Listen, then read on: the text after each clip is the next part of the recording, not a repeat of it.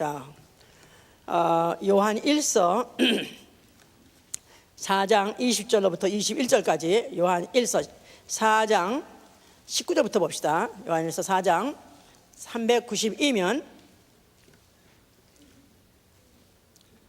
19절부터 우리가 사랑함은 그가 먼저 우리를 사랑하였습니다. 누군지 하나님을 사랑하노라 하고 그 형제를 미워하면 이는 거짓말하는 자니 보는 바 그 형제를 사랑치 아니하는 자가 보지 못하는 바 하나님을 사랑할 수가 없느니라. 우리가 이 계명을 주께 받았나니 하나님을 사랑하는 자는 또한 그 형제를 사랑할지니라. 아멘. 하나님은 아버지가 되시는 분이시다. 하나님은 아버지가 되신다. 하나님은 아버지가 되신다. 하나님은 아버지가 되신다. 빌립보 1장 2절에 God our Father. 그래서 God equal Father. 우리가 믿는 하나님은 우리의 아버지시다. 자, 그는 해산의 수고를 통해서 그 피로 자녀를 낳으시고 그는 그가 위해서 죽으신 죽으심으로 인해서 위하여서 죽으심으로 인해서 자기 사랑을 충분히 확증하시다. 로마서 5장 8절에 그리스도가 우리를 위하여 죽으심으로 자기 사랑을 확증하셨다 그랬죠. 그래서 자기가 위해서 죽으심으로 자기 사랑을 확증하신 분이시고 또 악인이든지 선인이든지 골고루 사랑하신 분이라고 또 마태복음 5장 45절에 그렇게 되어 있습니다. 그래서 우리의 신앙은 바로 그 사랑의 깊이와 넓이와 높이를 아는 것입니다.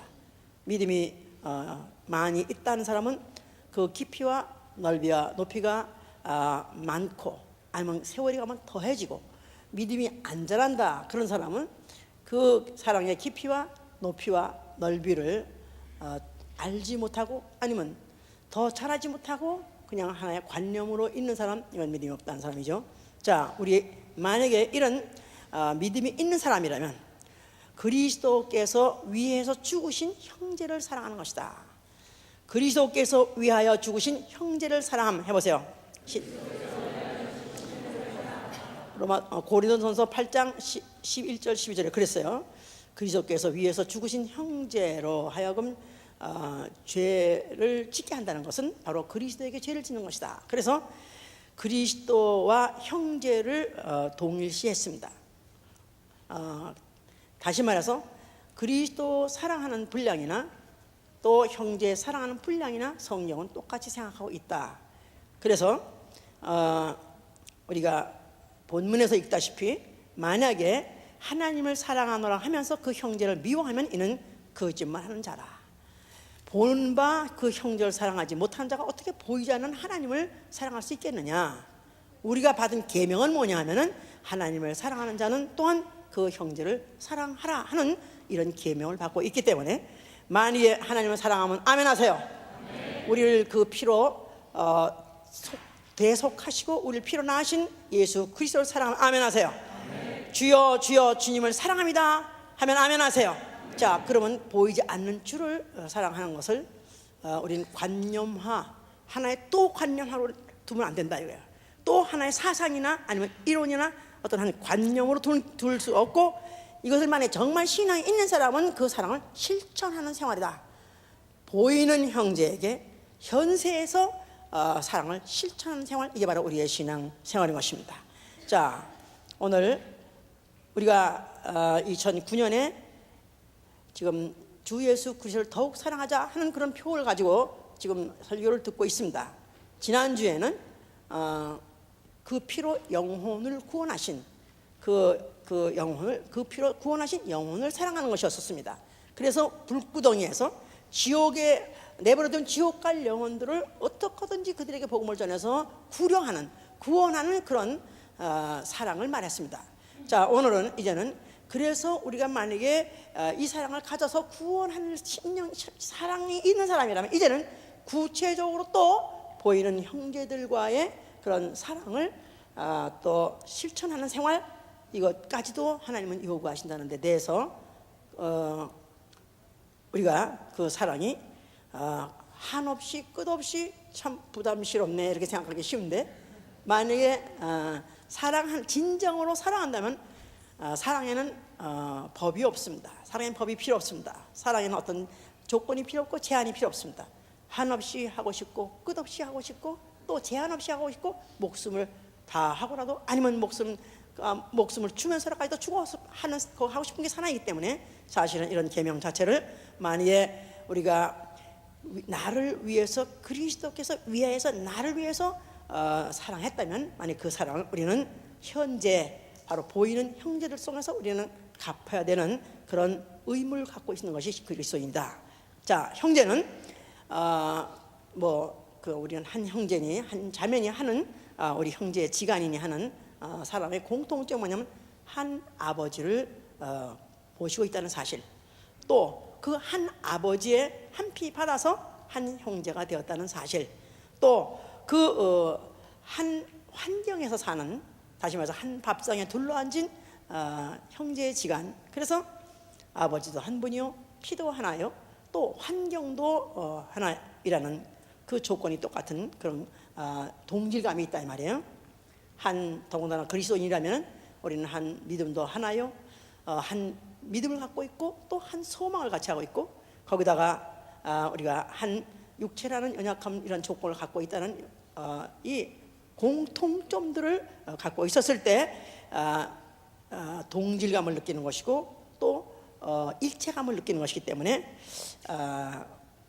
형제라는 그 말 자체에 어떤 순위는 있을 수 있으나 그러나 우열은 있을 수 없다. 자, 그래서 순위는 먼천한 자가 있고 또 나증난 자가 있기 때문에 순위는 있을 수 있습니다. 맏아들도 있고 막내 아들도 있으니까 순위는 있을 수 있어요. 그러나 그 한 피 받아서 한 그 아버지 밑에 한 환경에서 같이 자라고 있다면은 그가 좀 똑똑하든지 또 못났든지 아니면 잘났든지 또 모질하든지 또 아니면은 공부를 잘하든지 못하든지 또 돈을 잘 벌든지 못 벌든지 어떤 현장의 어떤 그런 상황 가지고 우열을 가릴 수는 없는 것이다. 왜냐하면 한 형제라면 그걸 초월하는 게 형제다 그 말이죠.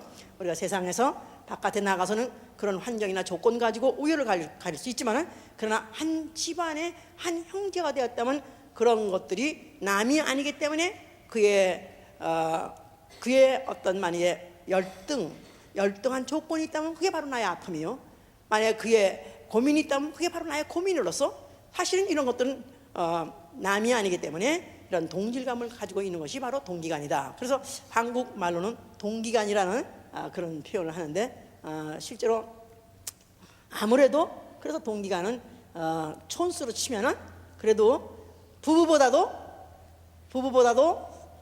어쩌면 먼 것 같지만 사실 부부보다 확실하게 그 촌이 결정되어 있습니다. 부부는 원래 영촌이에요. 제로다 이 말이야. 촌수가. 그리고 아버지와 자식과의 사이는 몇 촌? 1촌. 형제지간은 몇 촌? 2촌입니다. 그러니까 아버지와 자식 그 다음 순위가 형제 순이에요. 근데 부부는 가장 가까워서 뭐 촌수가 있어 내가 당신은 당신 하지 부부 일체다 이 말이야. 그런데 왼수가 되려면은 그야말로 그런 원수도 없습니다. 우리 어머니 표현에 의하면 새끼줄 썩은 새끼줄이 끊어도 그렇게 쉽게 끊을 수는 없다는 거예요. 그렇게 끊어지게 되면 그야말로 정말 전혀 촌수가 없어지는 관계가 없어진다 이 말이죠. 그러나 형제는 부모 다음에 바로 다음 그 이촌으로서 그 같은 아버지 밑에서 같은 피를 받아가지고 같은 환경에서 같이 한 운명 공동체로 살았다는 이 공통점, 이것으로 인해서 평생을 멀리할 수 없고 평생을 잊어버릴 수 없고 죽을 때까지도 피할 수 없는, 끊을 수 없는 그런 관계요, 또 그런 사랑을 원래 이제 해야 되는 것이죠. 이제 자, 그래서 그렇게 해서 이렇게 형제 사랑한 인류에 대해서 많이 이렇게 덕담들이 많이 있습니다. 그래서 과거에는 한국에는 산하제한이라는 것도 몰랐고 할지도 모르고 그냥 그래서 부모들이 자식을 그냥 주시는 대로 삼신할매가 주는 대로 낳다 보니까 그냥 흔둥이가 나와서 흔둥이란 말은 마흔 아니면 시흔, 그래서 이제 흔둥이가 나온다 이 말이야. 근데 이미 그러면 맏자식은 벌써 이미 10몇 살, 20살 그렇게 되기도 합니다. 그런데 창피하게 50이 다 가지고 이제 자식 하나 피똥이 났는데 벌써 이미 자식도 또 장가를 가가지고 또 애를 낳는 경우도 있고, 아니면은 이제 겨우 아직도 20도 못 된 그런 딸들 이런 딸들 맏딸이 있는데 또 이렇게 좀 새 애를 낳고 그나마 또 낳다가 또 그 어머니가 또 죽어버렸어요. 그래서 그냥 낳자마자 핏덩이 떨어지자마자 어머니가 죽는 바람에 그 핏덩이를 저도 아직까지도 제대로 성가해서 살지 못하는 그런 10대 한 10살 먹은 그런 딸들이 그 애를 안고 그야말로 그 어머니 대신에 암죽을 끓여 먹이기도 하고, 그 한국에서 옛날에 정말 지금은 상상할 수 없는, 우리는 그 시대에 살아봐서 압니다. 불을 한번 피려면은 지금같이 뭐 어디 탁 끼면 나오는 게 아니라 불을 펴야 돼요, 새로. 그러려니까 그냥 새로 불을 피기도 하고 아니면 화덕에다가 또 불을 갖다가 또 불씨를 남겨 있다가 그거를 불을 펴가지고 암죽을 끓여가지고 그 다음에 그 애를 갖다가 그걸 먹이기도 하고, 그럼 뭐 젖을 먹어야 되는 애가 그 암죽이 넘어가나요? 안 넘어가는 거를 달래가지고 그러면서 똥기저귀 또 오줌 기저귀 또 빨아가려면 그때는 물이 또 뜨거운 물 없으니까 그냥 내과에 가서 아니면은 펌프질을 어떻게 뜨거운 물로 녹여가지고 펌프를 켜가지고 그 다음에 그 찬물에다가 손이 그래서 난도질 치고 같이 톤이 타가지고 난도질 치고 같이 그래가면서 동상에 걸려가면서 그렇게 해서 그 거친 선 가지고 애를 또 품어서 그렇게 또 빨래해가지고 또 품고 잘 때도 또 같이 데리고 자고 하면서 그렇게 기르는, 그러니까 마치 사실은 별 몇 살 차이도 아닌 것 같지만 아니지만 먼저 낳았다는 그 죄 때문에 또 더군다나 한 피 받아서 한 형제 됐다는 그것 때문에 그래서 그것을 평생 자기 자식같이 그렇게 그 자식을 위해서 희생하고 사는 사람들 너무나 많습니다. 그래서 과거에는 여자들이 그렇게 동생들 기르려고 할 수 없이 자기 몸을 팔기도 하고 기생이 되기도 하고, 그래서 희생짓 해가면서 그 자식들은 일본 유학까지 쳐가지고 그야말로 판검사맨 들어가면서 그 누이는 그야말로 그 비천하게 평생 그늘에서 그렇게 고생하면서 하는데, 그래도 자식이 그 동생이 잘 되는 거 그걸 보고 그걸로 이제 일평생에서 그걸 이제 보람으로 알고 희생하는 그런 형제들이 많이 있었습니다. 요새는 이제 모든 문화가 문명이 발전하면서 점점 개인주의가 발전하고 그러면서 이제 형제라는 또 이제는 많이 낳지도 않을 뿐만 아니라 또 이제 그 부모들이 그냥 어떻게든 자식을 싸서 기르고 어떻게 하면 그냥 막 자식들 그냥 아주 무슨 신같이 이렇게 살다 보니까 그저 나만 위해야 되고 그저 나가 최고야 되는데 혹시 또 그 다른 자식을 동생을 낳는데 동생을 또 위하는 거 보면 그게 또 질투가 나가지고 그래서 그 다음에 열등의식에 또 그것 때문에 결국은 평생을 서로 증오하면서 살고 원수가 되는 그런 경우도 너무 많습니다만, 자 이렇게 인간의 역사가 진행되면서 결국은 이렇게 부모의 사랑을 받은 자들이 또 그 형제가 사랑하는 그런 사실 눈물겨운 과거의 이런 이야기들이 있었다는 사실은 굉장히 이제 우리에게 좋은 훈훈한 그런 이야기로 남아 있습니다만, 자 성경에서는 또 무엇을 말하고 있느냐 하면은 성경은 바로 하나님이 우리 아버지가 되신다는 것입니다. 하나님 우리 아버지, 이거 너무 울려 갑자기. 자 그래서 하나님은 한 분 하나님으로서 한 분 아버지시다. 자 그가 하나님이 아버지로서 자녀를 사랑하실 때 얼마나 사랑했다는 이야기, 바로 이게 성경 이야기예요. 성경 이야기는 간단하게 말해서 하나님 아버지, 한 분 되는 하나님 아버지 자녀를 수 없는 많은 자녀들 갖다가 얼마나 사랑하셨는가, 바로 그에 대한 이야기인데, 바로 이 사랑을 인류에게다가 퍼붓기로 작정하셨기 때문에 하나님은 하나님의 형상대로 지었고 하나님의 모양대로 지었을 뿐만 아니라 거기다가 하나님과 함께 영원히 사랑으로 같이 사랑을 느끼면서 누리면서 살려고 생기를 불어넣어서 사람을 생명되게 하는, 생명. 히브리 말로는 아담입니다. 자 그래서 하나님이 아담을 만드신 이유는 바로 사랑의 대상으로 삼으신 것이다. 자 그래서 하나님이 모든 만물을 창조하시고 난 다음에 하늘의 것이나 또 땅 위의 것이나 물 아래 모든 것들을 다 사람에게다가 네가 다스려라, 네가 바로 개발하쓰라 해가지고 하나님이 사랑의 표현으로서 모든 만물을 사람에게 선물로 주신 것입니다. 자 그래서 잘 누리고 또 편안하게 아주 사랑하면서 그렇게 살게끔 돼 있는 것 같았는데 이제 문제가 발생했죠. 인류의 비극이 시작이 했는데 어디서부터 시작했냐면 바로 에덴 동산에서 시작한 것입니다. 아담이 이제 그 동산의 모든 것을 다 먹어도 좋지만 그러나 동산 중앙에 있는 선악을 알게 하는 열매는 먹지 말라 하는 계명을 받았어요. 그런데 그 아내 하와가 그 동산 안에 있는 뱀에게 꾀임을 받았다. 다시 말해서 마귀에게 꾀임을 받았습니다. 그래서 마귀가 이제 아담을 어디를 치면은 결국은 이가 이제 범죄를 하게 되고 결국은 그래서 하나님 원수가 되게 할 것이가 알아가지고 여자를 꾀해서 여자에게다가 선악과를 먹어도 안 먹어도 안 죽는다 속이는 바람에 여자가 먹고, 또 여자가 또 남편에게 줘서 남편까지 먹게 함으로 인해서 아담의 가족은 처음에는 부인을 자기 여기 갈비뼈에서 이렇게 또 끌어내고 났을 때 이는 내 살 중에 살이요 내 뼈 중에 뼈하고 그렇게 사랑에 찬산했었는데, 범죄하고 나니까 아니 바로 이 여자 this woman 누가 만들어서 날 속삭이느냐 하는 식으로 내가 언제 달랬습니까? 자고 나니까 생겼는데 하나님이 만지지 않습니까? 왜 이 여자를 만들어가지고 속을 새겨서 내가 결국 범죄하게 해서 이렇게 됐냐고 오히려 부인까지도 사실은 이제는 적대감이 가질 정도로 그렇게 됐었습니다. 자, 하나님이 이런 인류는 벌써 이렇게 돼서 결국은 인류가 가장 사랑해야 되고 동질감을 가져 해야 되는 일체감을 가져야 되는데 불구하고 거기 누가 개입하니까 갑자기 원수지가 됐냐면 마귀가 개입했다 이 말. 마귀. 자, 그래서 이 마귀는 그 인류를 그렇게 범죄하게 함으로 인해서 자기 자식을 만들었다. 그래서 요한복음 8장 44절에 그랬어요. 너희는 아비 마귀에게서 났으니 너희 아비 마귀의 욕심을 너희도 행하려 한다. 그래서 예수께서는 아예 인류를 그 조상을 누구로 보냐면 마귀로 봤습니다. 이제 마귀가 난 건 아닌데 어떻게 마귀가 났나?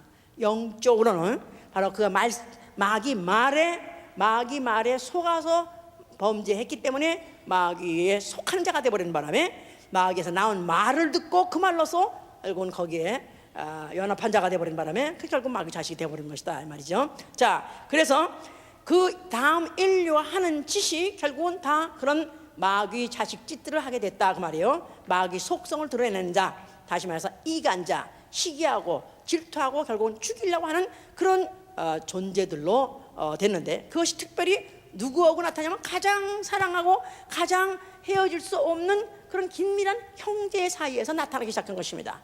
자, 그래서 이제는 바로 아담의 자식 가인과 아벨이 있었다고 그랬지 않았습니까? 그런데 가인은 그가 이제 제사에 실패하고 동생은 아벨은 제사에 성공했다 그랬어요. 그랬을 때 그가 그를 시기하고 그를 그를 질투한 나머지 그를 갖다가 죽이기까지 했었어요. 그러는 바람에 성경에 나온 인류의 역사상 그 존속살인 1호가 됐습니다. 그래서 그를 처음부터 살인한 자. 자, 처음부터 살인한 자가 요한일서 3장 12절에 기록하고 있는데, 그는 왜 그렇게 됐냐면 악한 자에게 속하여 마귀에게 속하여 그 아우를 죽였느니라. 자, 그래서 결국은 이렇게 해서 시작을 해서 그 후로 인류가 지금 계속해서 그 나온 하나님이 역사 중에서 기록하게 한 사람들 거의 다 어디서 다 비극이 시작하고 어디서 인류의 어떤 행복이 와르르 무너져 버리게 되느냐, 어디서부터 반목하게, 어디서부터 이렇게 인류가 이렇게 결국은 망하게 되느냐 하는 것을 쓰는데, 그 다음에는 이제 에서와 야곱에 대해서 말하고 있습니다. 그래서 에서는 장자요, 또 야곱은 차자인데, 물론 그 뱃속에서 나올 때는 쌍둥이로 나왔어요. 그렇지만 먼저 순서가 있었기 때문에 이제 야곱이 차자로 돼 있지만, 그런데 축복은 원래 야곱이 받는 그런 예정이 있었기 때문에 결국은 그걸 갖다 바꿔쳤습니다. 그랬을 때 에서가 축복으로 인하여 야곱을 미워하여서 죽이려고 했다 그랬어요. 야곱을 미워하니라. 그러니까 막 증오감이 올라와가지고 내가 언젠가 저놈을 죽일까, 내가 언제가 원수를 갚을까 하는 그 원수 앙심을 그가 평생을 가지고, 그 몇 년을 가지고 있다가, 결국 몇 년인지 모르겠지만 몇 년 가지고 있다가 결론은 결국은 죽이려고 그랬어요. 결국 이제 여기서 알아채고 결국 이제 어머니가 이제 도피를 시킨 바람에 도망가게 됐지만, 결론은 그런 이것이 이제 그렇게 형제지간에 일어났던 것인데, 그 바로 후손 속에서 야곱의 후손 속에 이제 아들 요셉이라는 사람에 의해서 이스라엘이 애굽으로 들어가게 됐습니다. 이스라엘이 원래 가나안 땅에서 자유롭게 살던 사람들이 애굽에 가서 종살이하게 된 그 원인, 그 동기, 어느 사건 때문에 그들이 가게 되냐면 결국은 그 야곱의 12 아들 중에서 그 특별히 그 요셉을 그 야곱이 사랑하더라 그랬었어요. 그가 이제 그가 특별히 아주 늙어서 말년에 낳기 때문에 사랑했다 그랬는데, 그런데 그 나머지 형제들이 이를 갖다가 아주 미워하고 또 아주 시기하는 나머지 결국은 저들을 이젠 저를 갖다 어떻게든 죽여야 되겠다. 그래서 결국은 그 아버지가 그렇게 사랑하는 자식을 또 거기다가 또 요셉이 또 그 얄밉게도 말을 했었어요. 이제 무슨 자기가 꿈을 꿨더니 모든 뭐 곡식단들이 12단이 다 자기한테 절했다, 뭐 해와 달이 다 자기한테 절했다. 그러니까 이건 완전히 형들이 갓디나 미워해 죽겠는데, 거기다 아버지가 또 옷도 특별히 예쁜 또 특제 옷을 또 입혀줘가지고 그래서 얄미워 죽겠는데, 거기다가 또 여기에 또 가만히 있지 않고 가만히 또 이렇게 이제 입을 발랑거린 바람에 결론은 그것 때문에 미워해서 그 형제를, 그 아비가 그렇게 사랑하는, 아마 그 나이 차이가 12씩이나 나섰으니 그 당시에 그 나이 차이가 상당히 있었죠. 아마 20살 이상 차이가 있었는데, 그런데 그 조그만 막내가 그렇게 막내나 마찬가지인데 그가 그렇게 이제 얄밉고 그렇다고 해서 결국은 그걸 못 견뎌가지고 그냥 그걸 갖다가 팔아버리는 바람에, 그것도 죽이려다가 그나마도 팔아버린 바람에 애굽의 종으로 가게 됐고, 결국은 그것 때문에 후에 이스라엘이 흉년 들었을 때 이제 이스라엘 그 가문이 거기 들어간 거니까, 사실은 이스라엘이 애굽의 종살이게 된 동기가 뭐냐면 형제간의 질투 때문에, 형제 반목 때문에 결국은 그들이 이제 애굽의 종살이를 하게 된 것이다 그랬었어요. 이제 자, 이런데 하나님이 때가 되어서 모세라는 사람을 눈여겨봤습니다. 근데 모세가 그가 출애굽기 2장 11절에 가니까 그가 장성하니, 모세는 이제 그 애굽의 종살이 하던 중에 그가 어떠다 보니까 이제 그때 궁에서 이제 그가 이제 살게 됐었죠. 이제 자, 그래서 그가 장성해서 그는 궁에서 살고, 아니면 나아가서는 앞으로 바로의 후계자도 될 수 있는 그런 굉장히 권좌에 있는데도 그가 40 정도 되었을 때 자기 형제를 돌아볼 마음이 생기더라 그랬었어요. 그래서 그가 그때 자기 종족 중에 뭐 이스라엘 애굽 사람에게 그가 이제 학대를 받고 하는 것을 보고 난 다음에, 그 다음에 어느 순간에 갑자기 그 형제가 올라와 가지고 그래서 이제 애굽 사람을 쳐 죽였습니다. 그런 것 때문에 결국은 이 모세는 도망가게 됐고, 그래서 결국은 모세를 불러가지고 하나님이 이스라엘 애굽에 있는 이스라엘 백성을 출애굽시키는데 모세를 사용했다는 것 자체가, 하나님은 그 가만히 보면 다 거기에 그 애굽에 들어가게 되는 것도 형제 때문에 문제가 생기는 것이고, 또 거기서 끌어내게 되게 된 것도 바로 모세의 어떤 형제 애를 사용해서 팔고 거기서 이스라엘에서 이끌어낸 것이다. 자, 그러니까 성경에 이와 같이 이렇게 이제 하나님이 이제 이스라엘 백성을 사랑하시지만은, 그러나 하나님이 또 서로 형제간에 사랑하는 것을 하나님은 원하시기 때문에 계명을 주었다 이 말이에요. 계명. 자, 대표적으로 10계명입니다. 10계명에 1계명부터 4계명까지는 대신 계명을 하고, 신에 대한 계명이다. 그래서 하나님에 대해서, 하나님을 사랑한다, 여호와를 사랑한다 하면 그 다음에는 무슨 나 외 다른 신을 섬기지 말라. 그래서 또 4계명. 그 다음에 5계명부터는 네가, 그 다음에는 대인계명. 사람에게 대해서 계명을 이렇게 지켜라. 그래서 그 사람을 이제 사랑하되, 첫 계명부터 1계명부터 4계명까지 대신계명은 하나님을 사랑하는 법, 그 다음에 5계명부터 10계명까지는 이웃을 사랑하는 법, 그래서 계명으로 주신 것이다. 자, 그랬는데 그때 레위기 19장 17절 21절 보면은요, 대인계명에서 구체적으로 이제는 형제를 미워하지 말라, 또 형제의 것을 취하지 말라, 그의 물건도 아니면 그의 아내도 그의 것이라면 일체 네가 빼앗지 말라, 취하지 말라. 또 오히려 그가 가난했을 때 너한테 꾸고자 하면 꾸어주라. 또 나아가서는 달라고 할 때 네가 그에 필요한 대로 넉넉히 주라, 넉넉히 주라. 또 만약에 네 이웃이 무슨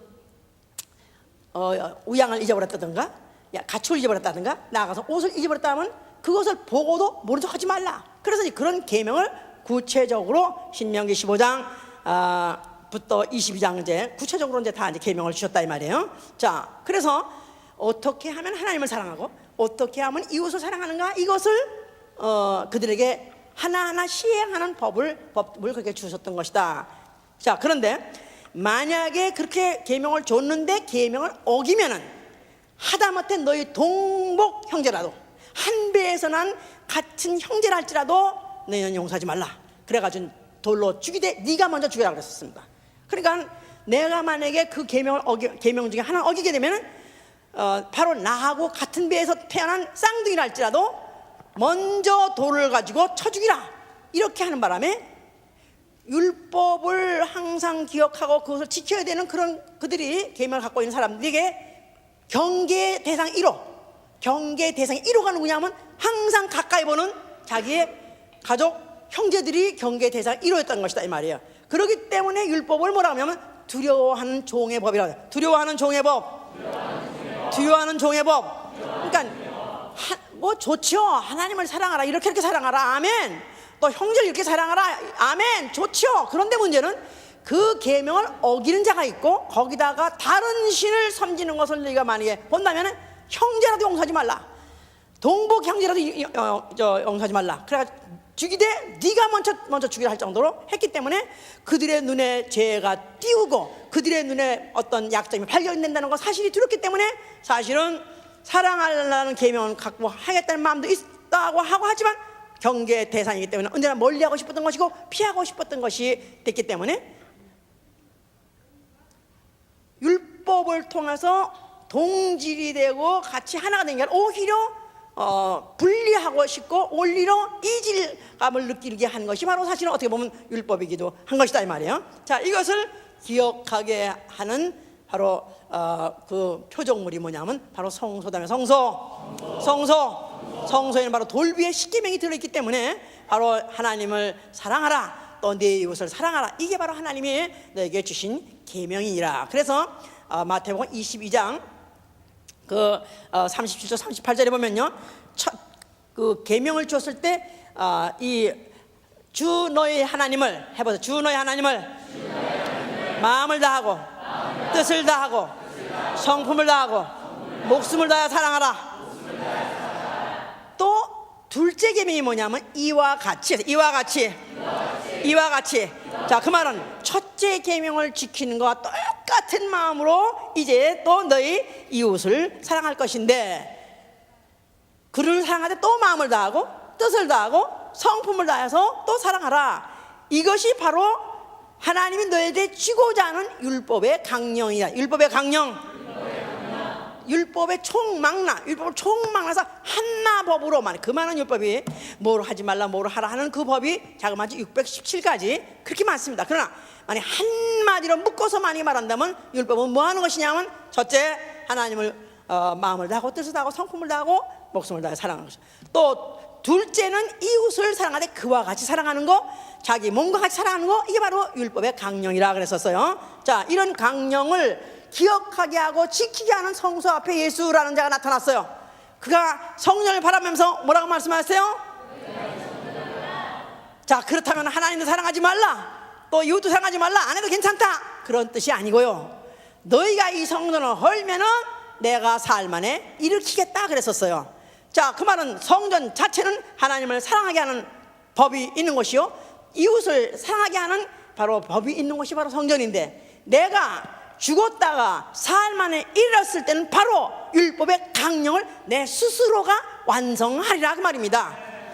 예수의 죽으심은 바로 율법의 강령을 완성하는 바로 그 법이다 이 말이야.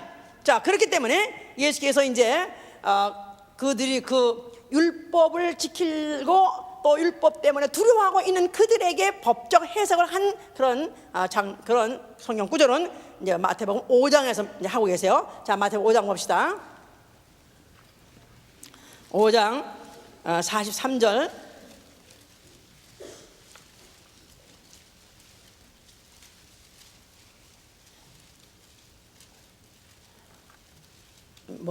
조금 전부터 조금 읽읍시다.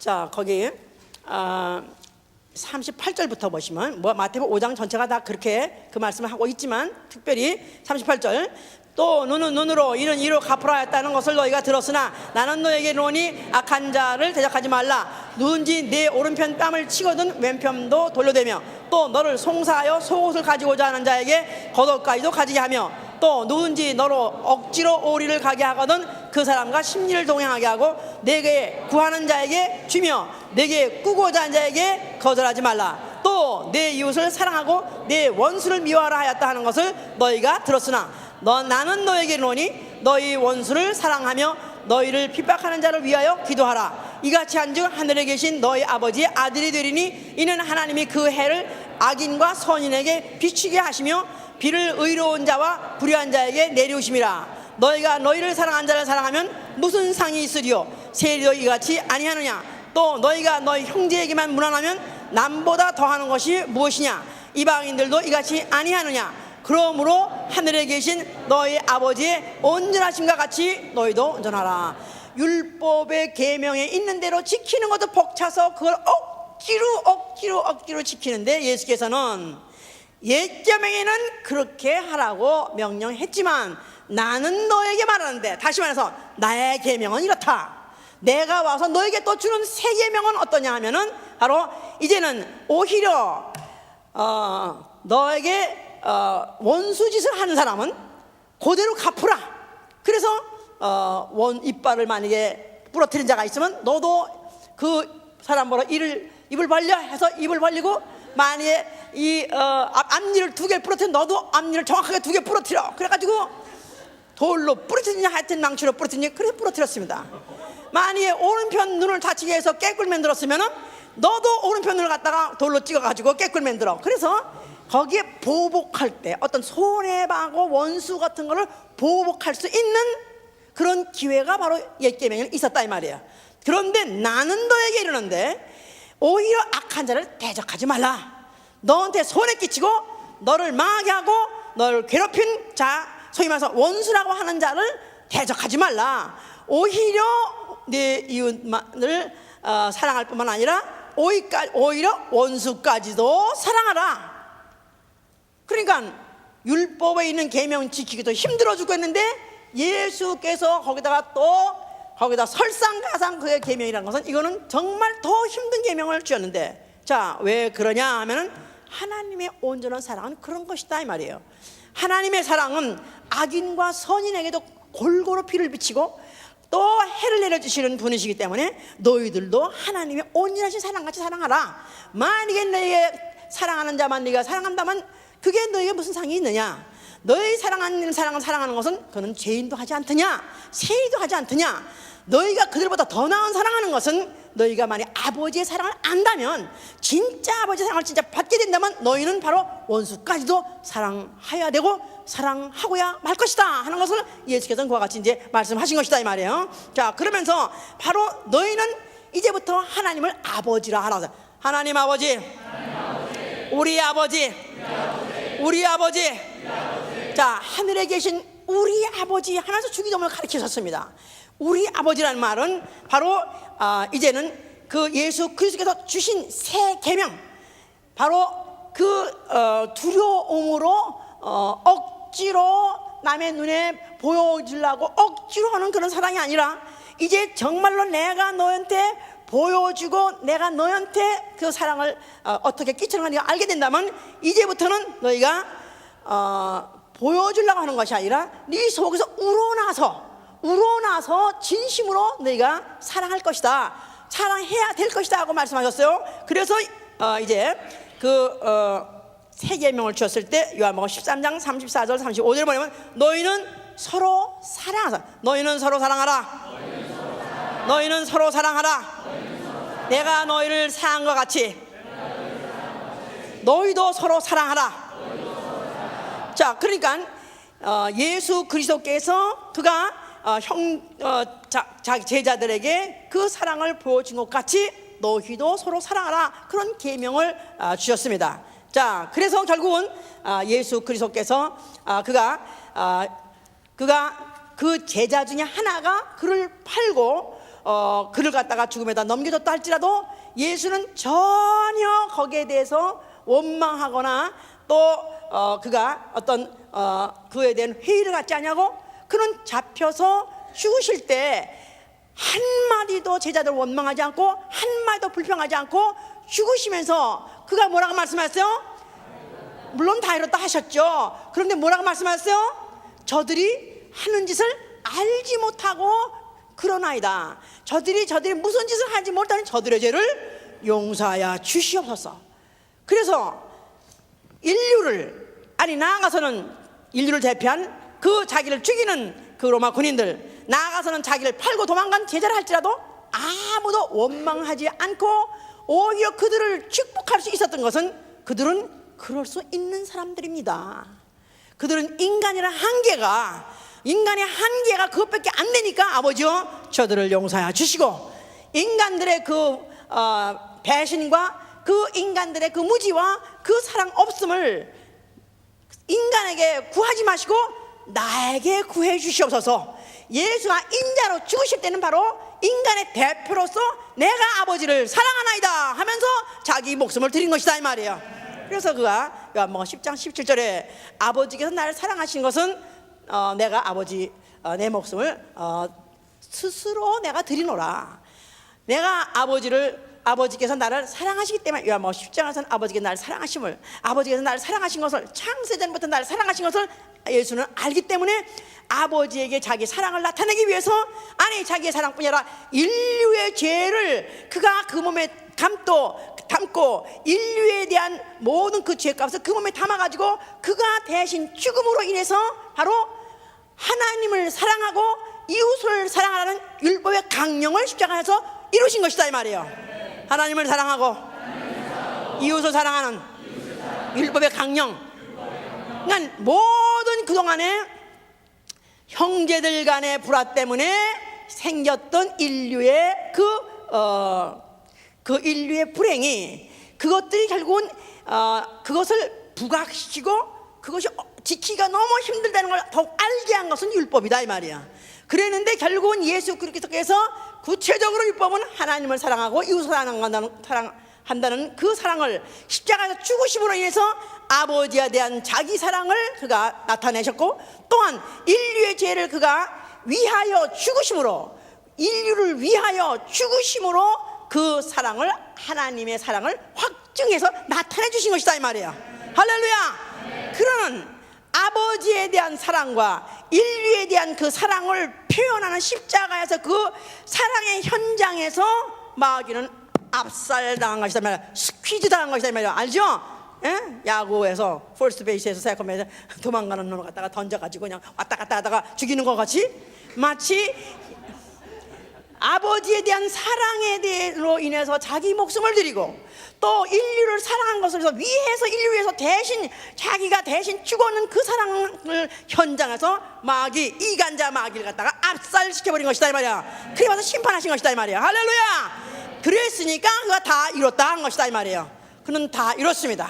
그는 바로 그 창세 이전에 하나님의 그 인류에 대한 사랑을 그가 다 나타내 주시고, 또 자기가 또 아버지에 대한 사랑을 다 100% 나타내고 이제 완성했기 때문에 그는 죽고, 그 죽으심으로 아버지께서 그를 갖다 다시 사흘 만에 살리셔서 이제 그를 갖다 하늘나라 올라가셔 계셨느니 그 나라를 아들의 사랑의 나라라고 해요. 아들의 사랑의 나라, 아들의 사랑의 나라.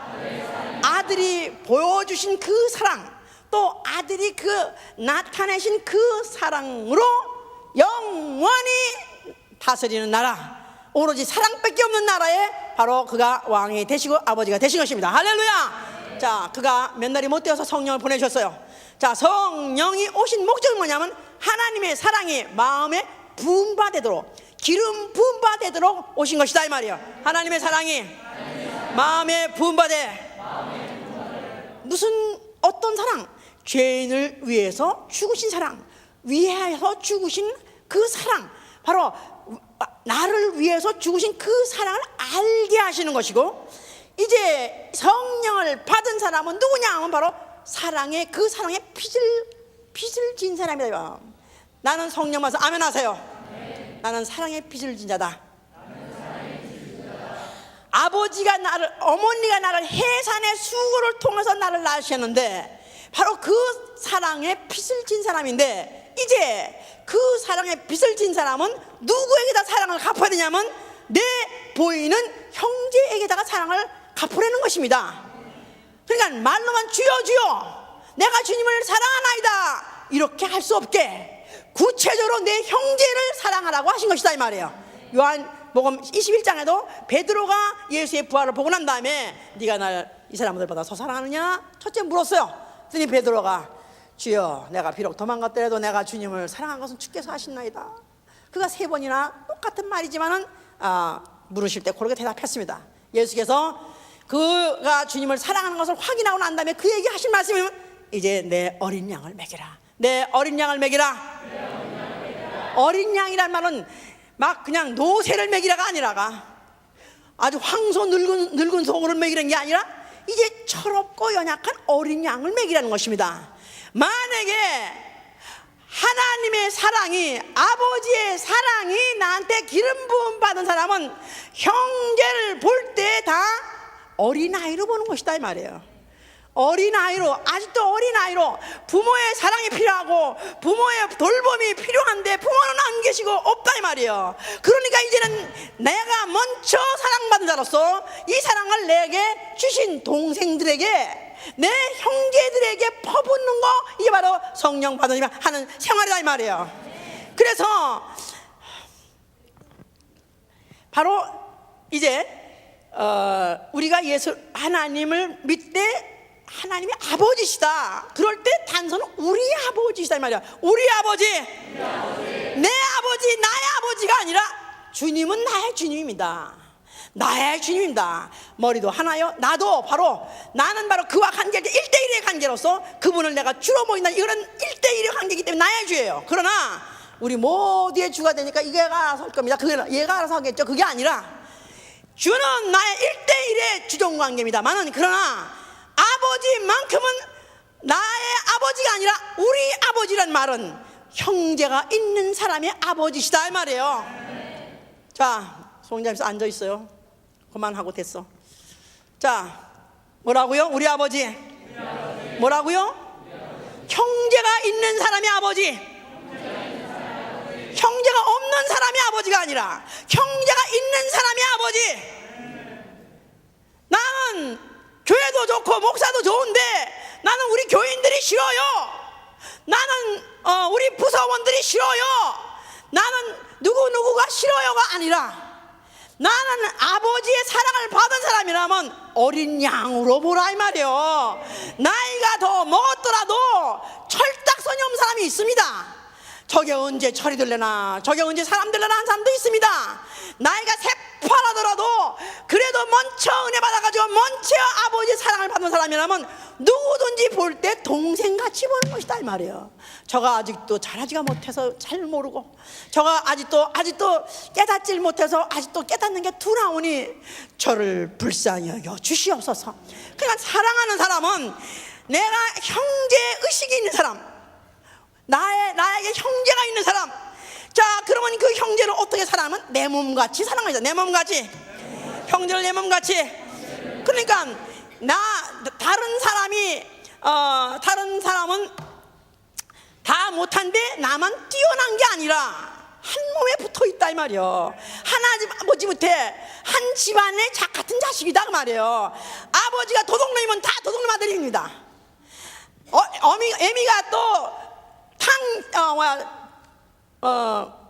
애미가 또 그런 탕녀면, 그런 방탕한 생활한 율락만의 그런 여성이 됐다면 그 애미의 같은 자식이다 이 말이에요. 그러니까 같은 아버지 밑에서 같은 우리가 피를 가지고 또 같은 육체를 갖고 있기 때문에 우리는 마음은 원이로되 육신이 약해서 하지 못하고, 깨닫는 게 둔해서 하지 못하고, 또 이래서 못하고 저래서 못하고, 이래서 실수하고 저래서 못된 짓 하고, 그냥 그래도 또 교회는 와. 그래도 꼴에 예수 본교 아니면 안 간대 또. 예? 아니 직골에 정말 속세이고 정말 망종들 많습니다. 그런데 꼴에 또 교회는 안 오면서 예수 원교 아니면 안 간다는 거예요. 예? 그래도 지가 못 가서 그렇지 교회는 예수 원교밖에 없다. 그래도 내가 돌아가면 반드시 예수 원교 돌아간다. 얼마나 귀엽습니까? 이 전세원이라는 놈을 지금도 기도를 하는데, 이 전세원이라는 놈은 참 망종이야. 하여튼간에 인간 말종이야. 하여튼간에 그런데도 꼴에 지가 만나 말하길래 그래도 예수 온 게 아니면 교회 안 간다는 거야. 그래도 언제나 저렇게 돌아오겠지. 저런 못난 놈이 언젠가 깨달아 돌아오겠지. 나이 먹은 누나가 마치 새로 난 핏덩어리를 내가 버릴 수 없고, 내가 무시할 수 없고 떠나버릴 수 없이 안고 저도 손을 터트려가면서 또 고생 있는 대로 해가면서 밤잠 못 자고 낮잠 못 가면서 기르는 것 같이 기르는 거, 그게 바로 아버지 사랑을 받은 사람이 그 사랑의 빚을 동생한테 주는 것이다 이 말이에요. 그래서 사랑이라면 첫째 무관심하지 않는 것. 사랑이 무엇이냐고 물으신다면 무관심하지 않는 것입니다. 창세기 4장 9절에는 가인한테 네 아우가 어딨냐고 물었더니 내가 내 아우나 돌보는 자니까 내게 무슨 상관이 있습니까? 그러면서 아우에 대한 무관심을 표현했습니다. 마귀의 속성이 뭐냐면 바로 무관심이야. 남에게 대한 무관심. 지인의 식구끼리는 지지고 먹고 잘 먹고 지지고 먹고 최고로 살고 막 그냥 아까운 게 없이 하면서 남에 대해서는 전혀 감시, 지밖에 몰라 지인의 식구끼리 몰라. 이 무관심, 이건 죄입니다. 무관심은 죄요. 아버지의 마음을 가장 아프게 하는, 아버지의 마음을 찢어지게 아프게 하는 게 바로 뭐냐면 형제끼리 무관심이다 이 말이에요. 형제가 그가 어떻게 지내는지, 그가 무슨 요새 어려움이 있는지, 그가 지금 어떤 고통을 갖고 있는지, 어떤 문제를 갖고 있는지, 사랑을 갖고 있는 사람은 관심이 있어요. 관심. 목사님 왜 지난주에 안 왔으니까 목사님 어떻게 아시냐? 사람 많은데 어떻게 자기가 안 온지 어떻게 하냐? 자기는 그냥 안 온 거나 왔나 모르고 가. 미안하지만 그게 다 보여요. 예? 또 오늘 얼굴 이렇게 썩었나? 무슨 걱정이 있나? 왜 저렇게 수척했나? 저가 어디가 아픈가? 저가 왜 끈이나 제대로 지금 뭘 먹었나? 다 관심이 없지 않아 있습니다. 자, 무관심. 그래서 예수께서 어떤 선한 사마리아 사람의 예를 들었어요. 어떤 사람이 가다가 강도 만나가지고 길에 쓰러졌더라. 기절해서 쓰러져서 거반 죽게 됐을 때 제사장이 지나갔을 때 그냥 거울도 보지 않고 지나가고, 그 다음에 레위인이 지나가도 거울도 보지 않고 지나갔던데 어떤 이방인 사마리아 사람은 그에게 상처를 기름으로 씻어주고 또 그를 태워가지고, 그래서 그 다음에는 그를 갖다가 또 어디 여관에다가 또 머물게 하고, 그 다음에 내가 돌아올 때까지 부비가 더 엑스트라 피가 들어가도 내가 또 지불할 테니까 이를 갖다가 계속해서 돌봐달라 하고 그렇게 관심을 표현한 사람. 길에 지나가는데 이웃이 아니면 교회 안에 내 형제가 어떻게 살든 말든 관심이 없는 거, 이런 사람은 바로 사랑을 말할 자격이 없는 사람. 또 두 번째는 형제를 미워하지 않는다. 미워하지 않는다는 것은 바로 원수짓을 했을지라도 미워하지 말라는 것입니다. 그러니까 베드로가 물어봤어요. 예수께, 자, 우리 형제가 나한테 죄를 졌을 때 몇 번이나 용서해야 됩니까? 7번 용서하면 됩니까? 하고 많이 한 거라고 생각하고 물어봤습니다. 예수께서는 이러네, 7번이다. 그러면서 그 설명을 합니다. 어떤 동간이 그냥 헤아릴 수 없는 많은 그런 빚을 진 것을 주인이 불쌍해서 탕감해 주었더니 그가 또 나가서 자기 동간을 붙잡고 안아서 그가 좀 100대는 아주 조금 극소량의 빚을 진 것을 그걸 내놓으라고 또 치더라. 그래서 이를 갖다가 잡아들여라 하면서 내가 너를 갖다 불쌍히 여겨서 내가 용서해 줬고 갚아줬고 탕감해 줬고는 너는 어쨌든 동간에겠다 그러지 않았냐 해서 이를 갖다 내쳐라.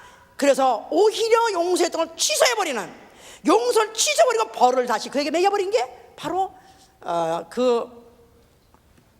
자기에게 죄 지은 자를 용서하지 못하는, 그러니까 그냥 내게 실수하는 자를 용서할 능력을 주시옵소서. 그 말은 다 그냥 못난이 형제로 보라 이 말이에요. 그래서 내가 용서를 해서 하늘나라는 어느 곳이냐 하면 죄를 기억함이 없는 곳이고 원한이 없는 것이 바로 하늘나라이기 때문에 이런 것이 이 땅에 있을 동안에 용서가 되고 이 땅에 있는 동안에 해소가 되어야 하늘나라 갈 수 있는 것입니다. 또 세 번째는 너희가 바로 불쌍히 여기라 그랬어요. 고난을 받는 자가 있느냐? 불쌍히 여기고, 가난한 자가 있느냐? 불쌍히 여기고, 병든 자가 있느냐? 불쌍히 여기라.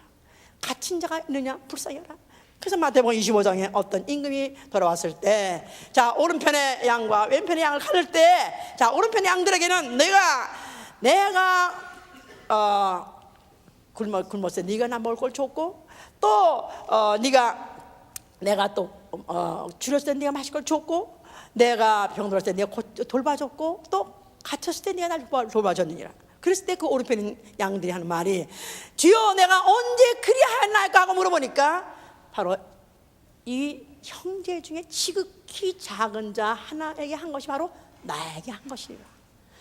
또 왼편에 있는 염소에게는 네가 이럴 때 돌보지 않고 이럴 때 돌보지 않고 이럴 때 돌보지 않았다. 내가 언제 안 돌봤으면 내가 주여 내가 했지 않습니까? 주여 내가 주를 사랑한다 하지 않았습니까? 내가 11조도 열심히 하고 내가 모든 교회 집회도 열심히 참석하고 내가 했지 않았습니까? 했을 때 이 악한 놈아, 네가 네 작은 지체 중에 작은 형제한테 안 한 것이 바로 나에게 안 한 것이니라 해서, 그때 의인은 영생에 들어가고 악한 자는 바로 영벌에 들어간다 해서 그 마태복음 25장 결론이 뭐냐면 의인과 바로 악인을 가르는데, 의인은 누구냐 하면 바로 그 사랑을 실질적으로 실천한 사람, 지극히 작은 자라 할지라도 형제 중에 하나를 돌본 사람은 영생에 들어가고, 만약에 형제요 하면서도 만약에 양식의 주림인데도 모른 척하고, 또 그가 어떤 고통을 받는 고난인데 무관심하고 그러면서도 잘 가라고 한다면 그런 자는 악한 자라, 이런 자는 영벌에 들어간다고 그 결론을 그렇게 냈다는 사실을 본다면, 우리가 사랑을 말로 하기는 쉽지만 사랑을 실천하기는 얼마나 어려운지, 그 사랑을 실천했을 때는 바로 누구에게 하느냐? 내게 준 형제들, 지극히 작은 자, 눈에 띄지 않는 사람, 해도 빈둔하지 않고 해도 다시 돌아올 것 같지도 않은 그런 자한테 실천하는 그런 자에게 바로 창세전부터 있는 그 사랑의 나라를 너에게 기업으로 준다. 바로 그 영생의 너희는 들어온다는 약속을 갖고 있는 것이고, 만약에 이걸 이론으로는 알고 있고 지식으로는 알고 있지만 실천이 안 된 사람, 생활이 없는 사람, 또 마지막에는 사랑의 내용이 뭐냐면 희생이 필요하다 이 말이야. 사랑은 반드시 희생을 동반하는 것입니다. 사랑의 본질이 뭐냐면 희생이다 이 말이에요. 나의 개인의 이기, 나의 개인의 유익한 것, 내가 편안한 것, 모든 것들을 내가 희생하고라도 형제를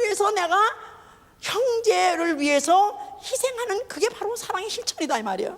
그래서 지금 올해 제가 2009년에 주 예수 그리스도를 더욱 사랑하자는 이런 표를 가지고 지금 오늘까지 설교를 해왔고, 사랑하는 방법에 대해서 설교를 해왔습니다. 사실은 목적이 어디 있었냐면은, 사실은 이 사랑을 어떻게 하면 우리가 실천하나, 어떻게 하면 형제에게 실천하나, 이것을 목표로 놓고 하려다 보니까 예수가 누군지, 어떤 분인지, 어떤 사랑을 보여준 걸 알아야 할 것 같기 때문에 9월까지 온 것입니다. 이때까지 온 것 자체가 바로 이 사랑을 진짜 아는 사람이고 받은 사람이라면 현실 생활에서 형제에게다가 나타내야 되는 것이다 이 말이에요. 물론 교회는 왜 굳이 안 하느냐, 가난한 자에게 왜 안 하냐, 저도 안 한다는 건 아닙니다.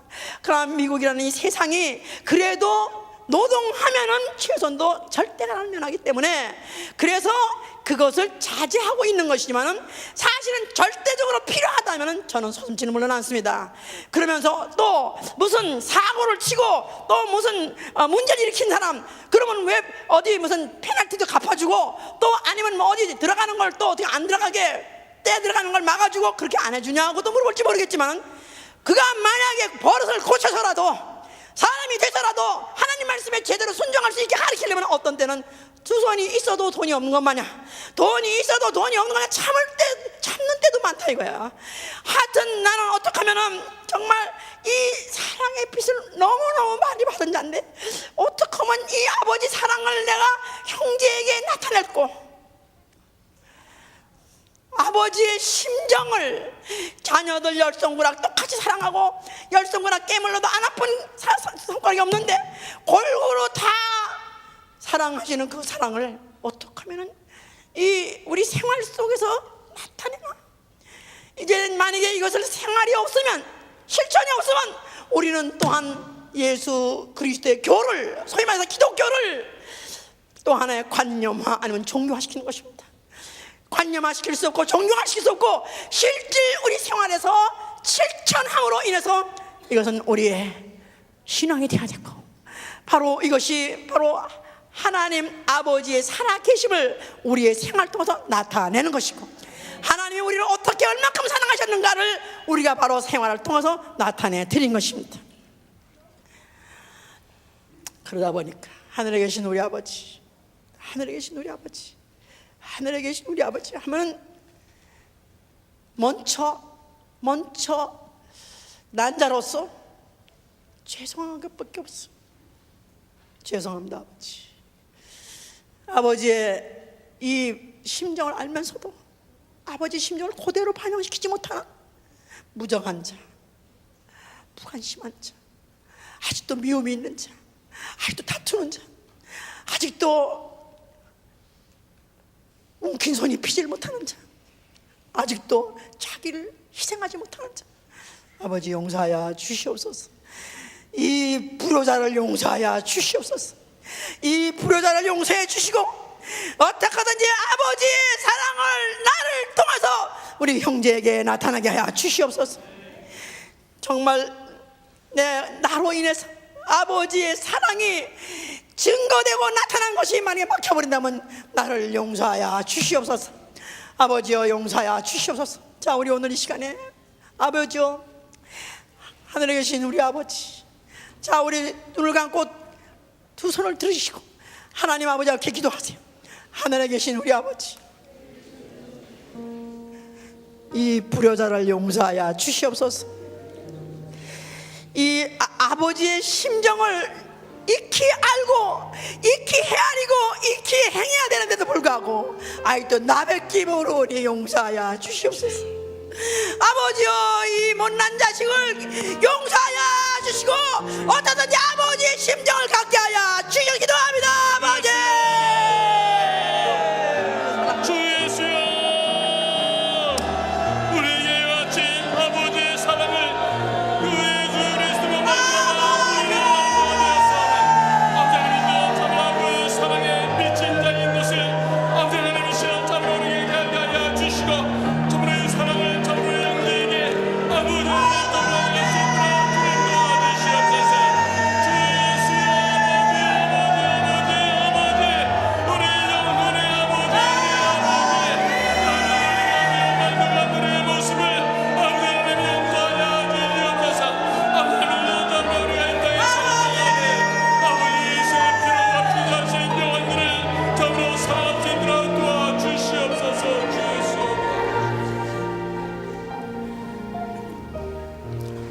교회 와도 이질감을 느끼고 구역에 가도 이질감을 느끼고 부서에 가도 이질감을 느끼고 혼자서 스스로 고립되어 있는 사람, 그의 기도를 받지 않으십니다.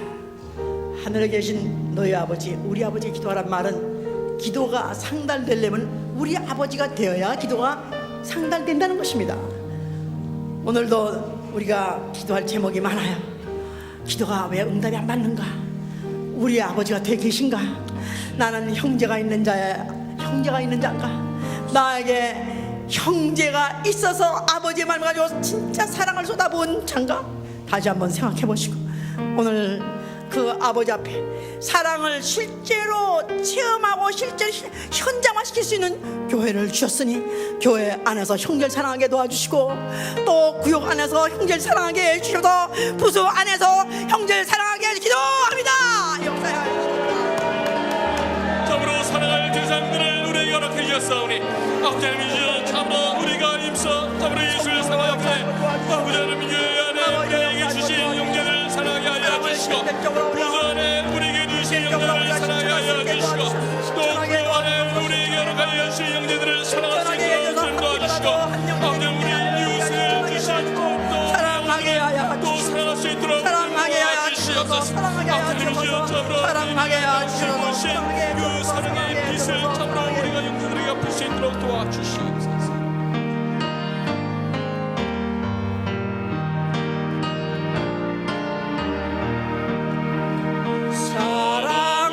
사랑하는 주님 앞에 영제자를 완전히 그 시간을 생각하여 즐거운 찬송 부르네 내 주 예수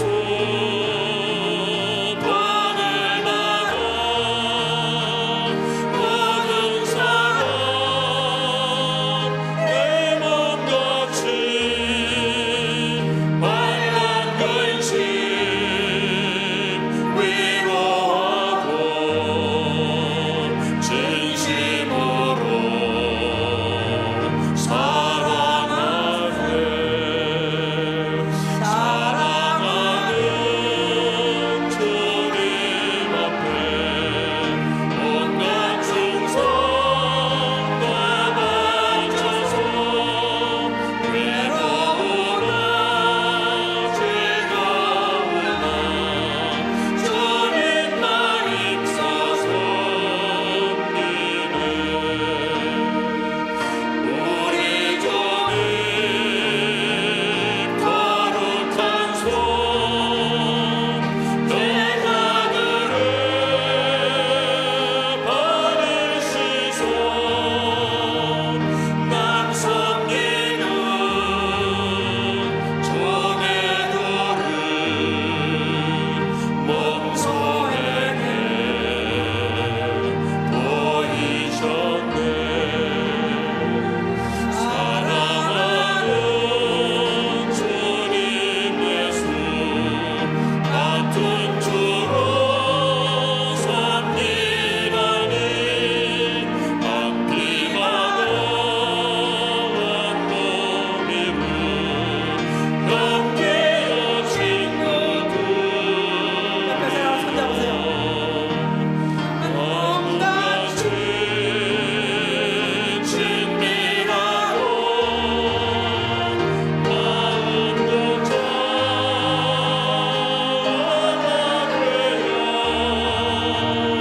우리 주님 크신 뜻을 지성으로 실행하세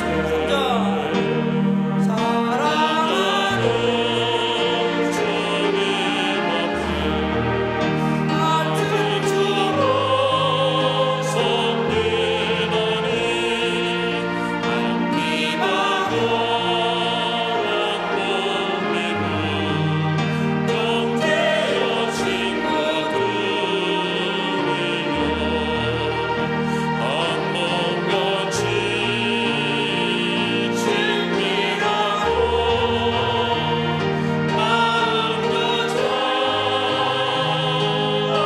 잘하되어 우리 주님 크신 뜻을 지성으로 실행하세 우리 구역에 식구들이 있습니다. 몰라서 아직도 깨닫지 못해서 아니면 여전히 정령을 이기지 못해서 교회 안 나온 사람들이 있습니다.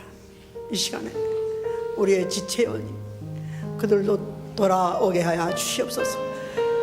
아버지께서 한없이 기다리는 사랑으로 기도를 놓지 않고 포기하고 있지 있어요. 포기하고 있지 않고 있습니다. 포기하지 않습니다. 돌아오게 하여 주시옵소서. 기도합니다. 참으로 우리 지치는 자들을 참으로 이 시간 기억합니다. 아버지 하나님 참으로 그 영혼을 참으로 더욱 사랑하게 하여 주시고 아버지 그 영혼을